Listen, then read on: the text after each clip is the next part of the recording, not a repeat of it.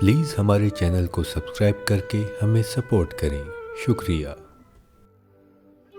ہمارے معاشرے میں عورت کے کردار پہ شک اتنی جلدی اور پختہ کیا جاتا ہے جیسے کہ وہ پیدائشی بد کردار ہو۔ اس بات سے انکار نہیں کہ آج کل فحاش عورتیں جگہ جگہ ٹھکانے لگائے بیٹھی ہیں، مگر ہر بے پردہ عورت کی کردار کشی کرنا بھی غلط بات ہے۔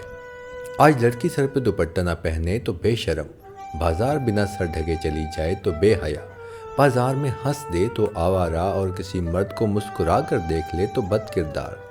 یہ سب لیبل ہم عورت کے عمل کے حساب سے نہیں بلکہ اپنی سوچ کے مطابق لگاتے ہیں۔ سر ڈھانپنا اچھی بات ہے مگر ننگا سر کردار نہیں، بس ایک سوچ ہے جسے ترتیب دینے کی ضرورت ہے۔ عورت ازل سے مرد کے جسم کا حصہ ہے۔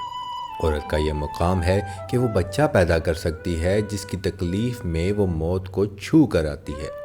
دنیا کا کوئی بھی مرد اتنی طاقت نہیں رکھتا کہ ایک بچہ پیدا کر پائے ماں سوائے بابا آدم کے، جن کی پسلی سے دنیا کی پہلی عورت کو پیدا کیا گیا تھا۔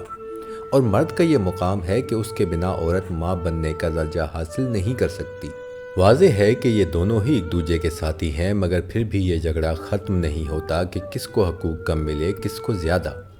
سچ تو یہ ہے کہ یہ دونوں ہی اگر اپنی اپنی حدود میں رہ کر زندگی گزاریں تو نہ کسی کی حق تلفی ہوگی اور نہ کسی کو کمتری کا احساس۔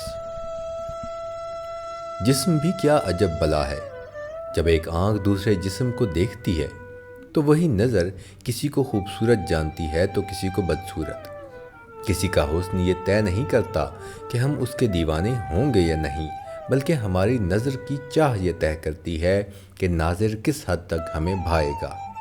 یہ الگ بات ہے کہ دل پھینک عاشقوں اور لفظ جسم کے پجاریوں کی کمی نہیں جو ہر کسی پہ فدا ہوئے رہتے ہیں۔ کہتے ہیں عورت کو محبت کے لیے بنایا گیا ہے، پھر بھی مرد کو ہر عورت سے محبت نہیں ہوتی بلکہ وہ کسی خاص پر ہی اپنی توجہ مرکوز کرتا ہے۔ مرد کی فطرت ہے کہ وہ جب تک مطمئن نہ ہو کسی شے یا انسان کو اپنی زندگی بھر کا ساتھ نہیں دیتا اور بیچ راہ میں کسی اور کے لیے چھوڑ دیتا ہے۔ مرد کبھی بھی اس عورت سے مطمئن نہیں ہوتا جس کی دو چیزیں چھوٹی ہوں، ایک اس کی سوچ اور دوسرا اس کی آنکھیں۔ یوں تو ہمارے معاشرے کی نوجوان نسل چاہے لڑکا ہو یا لڑکی ایک ہی وقت میں کئی یار بنائے پھرتی ہے اور سبھی سے سچی محبت کے دعوے بھی خوب ہوتے ہیں، مگر جب یہ عملی زندگی میں قدم رکھ کر کسی سے شادی کرتے ہیں تو پھر کسی کا نام تک اپنے جیون ساتھی کے ساتھ لکھنا پسند نہیں کرتے۔ پر مرد ہو یا عورت، المیہ یہ ہے کہ شادی کر کے بھی یہ گندگی میں منہ مارنے سے باز نہیں آتے۔